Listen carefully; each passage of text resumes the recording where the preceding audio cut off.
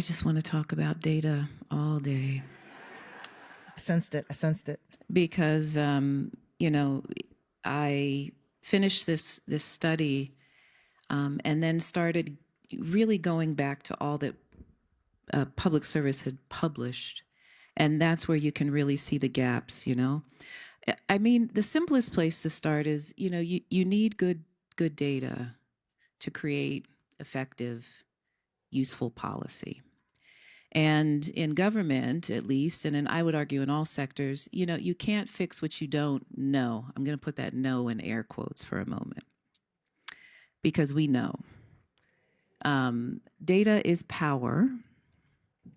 And so, as I was getting ready for today, I was like, wow, data is power in a way I definitely did not understand even a year ago.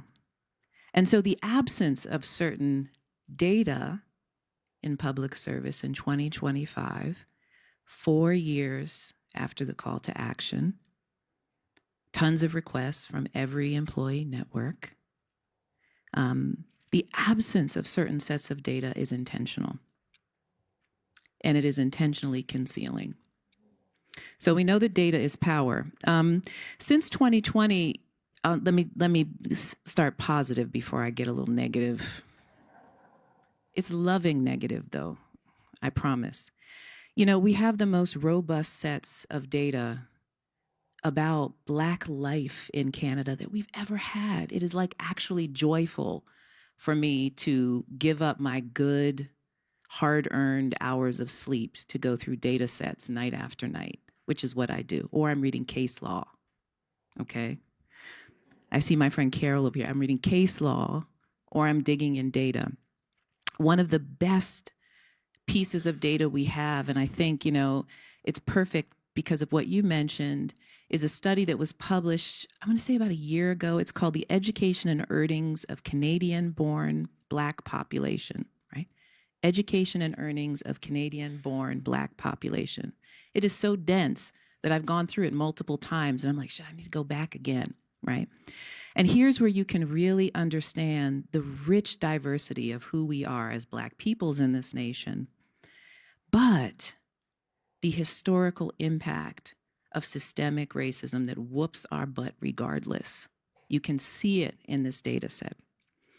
I want to talk just briefly about some of the gaps that I've encountered, not only in the context of the research I did, but the ongoing research that I'm doing. And then I want to just add like maybe some warnings, things that we should be mindful of with respect to data. Because, at a certain point, the government institutions say, well, we need more data. And at a certain point, we have to be able to like stomp our foot and say, enough, you don't need any more data. You have enough. You have enough. I'm going to just highlight 2 glaring absences in federal public service. Data around acting and promotion, y'all, okay? In 2007, there's a pivotal study that everyone in this room should read, and it is the study that establishes a clear connection between acting and promotion. If you are in an acting position, you have a 41% rate of promotion versus 6%, right? If you are non-acting. It's a very important study. Nobody acts just to hang out and learn and learn and learn, right? The point of acting, as my mentor, Dr. Martin Nicholas, has said to me, is that we want to move up, okay? 2007, 2020, 24, just last fall, we got an acting audit, right? On, about equity groups in public service. And here's what it did not do. It did not provide any information related to that 2007 study that would help us see if Black people in acting positions were getting promotions. I don't care that we're a little bit overrepresented in acting opportunities, because what I know from sitting with half of the Black executive community over the last year and a half is that Black folks get acting opportunities, but here's what happens, okay? They are used abusively and exploitatively. Black employees at the EX-1 and 1 levels are subjected to extreme levels of harassment and violence, punishment, complaints and grievances, and exhaustive workloads that are suitable for 2 or 3 people. And I'm getting goosebumps because I see some of you here. Okay? So I got pissed off over Christmas. You know what I did over Christmas? I went back through my data set, because there's lots that's not published. And I said, all of these Black executives gave me their precise stagnation periods. So I'm going to go and see if that 2007 and that 2024 data relates to what I know about half of the Black executive community, which means to me, Black career public servants. I'm not interested in Black executives because they're just some elite Black group.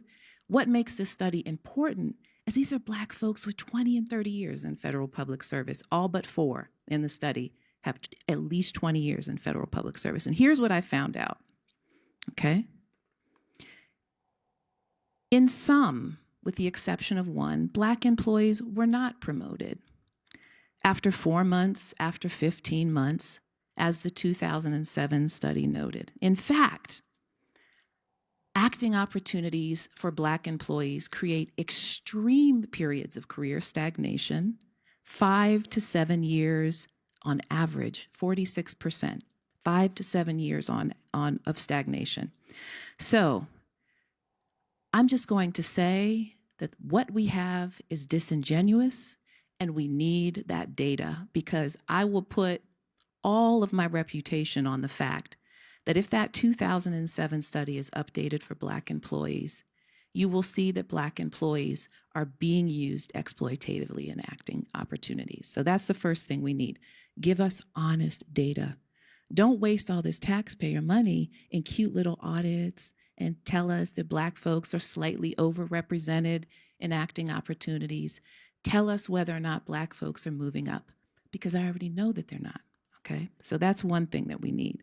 Okay, I'll speak of just one more, and then I just want to, offer some words about, data and the insistence that we need more and more and more. And please feel free to cut me off, okay? Because I don't want to take up too much space. Doing fine. Harassment. Let me just give flowers to Dr. Martin Nicholas, because his disproportionality index, let's give flowers. It's Black History Month. Let's honor Dr. Martin Nicholas. What his disproportionality index analysis shows us, like incontrovertibly, is that Black employees are most overrepresented at the lowest salary levels. I keep going back to his data because I have like fine-tuned data behind the scenes. And I'm like, wow.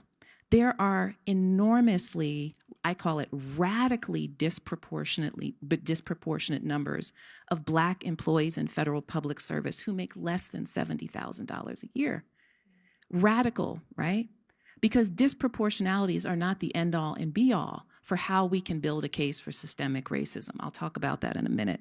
Radically disproportions of Black public servants who make less than $70,000 a year. Recently, he did the same analysis for 3 occupation levels for Black employees, FIN, EC, and IT.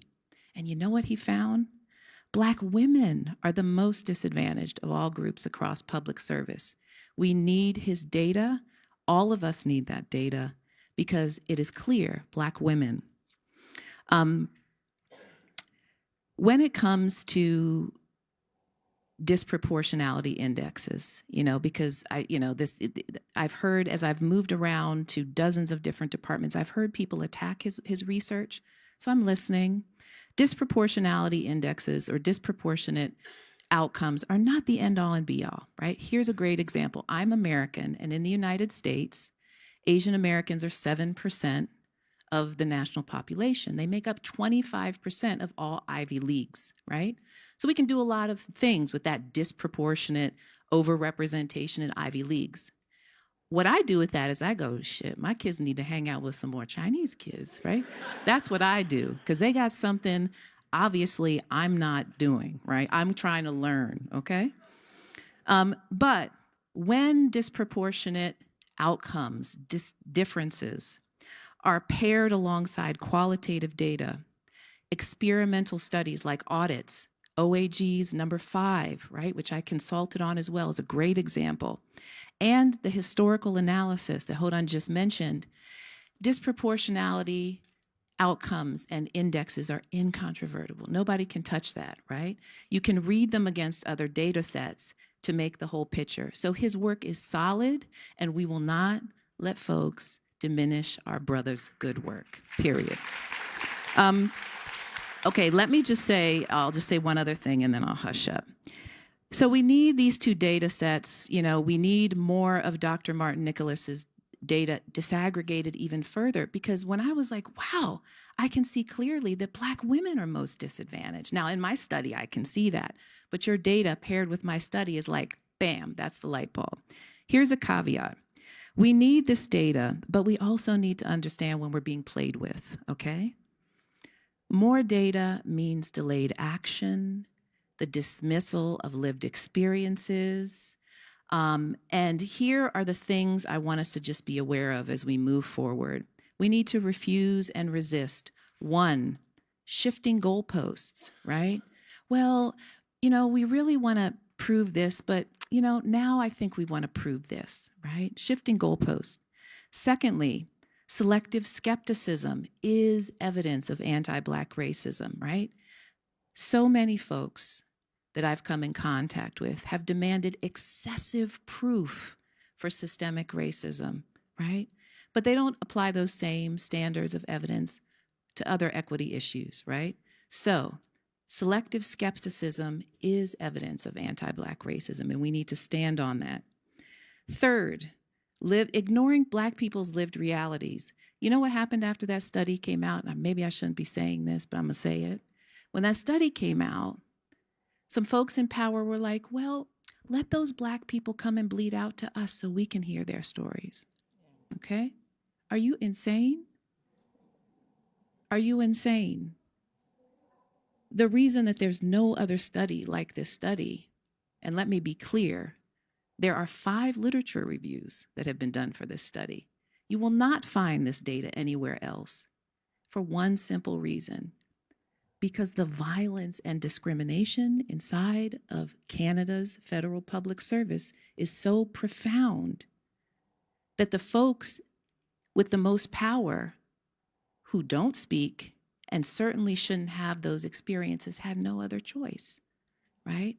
And I hope that they trusted me. I feel honored to receive those stories. So ignoring any folks who are telling you, well, you know, we need to hear from more people face to face. And then 4th, and my favorite, pretending that the system here is really neutral until proven otherwise. If there's ever a reason to study critical race theory, right, in this anti-DEI and anti-CRT climate, it's because I learned in my 20s as a baby law student that the law and procedures, policies, are not neutral, they are not rational, they are not fair, they are not unbiased, and they are certainly not colorblind, right? That is why disproportionate adverse outcomes are the things we're looking for. Like when I go into any space and I'm trying to see if there's racism or discrimination, I'm looking for adverse, disproportionate outcomes, right, in that space. So we have to really resist the insistence from folks in power that, you know, we have really good policy, we have rules, we have procedure. If we just use them, everything will be fine. One final point. I'm obsessed with harassment and violence data now. That's really the centerpiece of my research. And what we know is that there are 137 distinct organizations, so departments, agencies across federal public service. There are 5 that make up 63% of all the notices and occurrence for harassment and violence. Now, I'm not going to tell you what they are, but there are 5. We need, and those are the department, a little hint, those are the departments I'm like, yeah, I don't know if Black people should work there ever. But out of those 5 and across public service, we need the data. We need, and it's not GAC, okay? GAC is the only forward-facing department that provides that data annually. It's right online. We can see how many notices of occurrence, how many investigations. We need that to see who's being harmed, who's complaining, who's a respondent. But we also need to get that data to inch towards how the complaints process is being weaponized against Black employees and leaders in public service. So I'll pause there. But those are some data obsessions right now.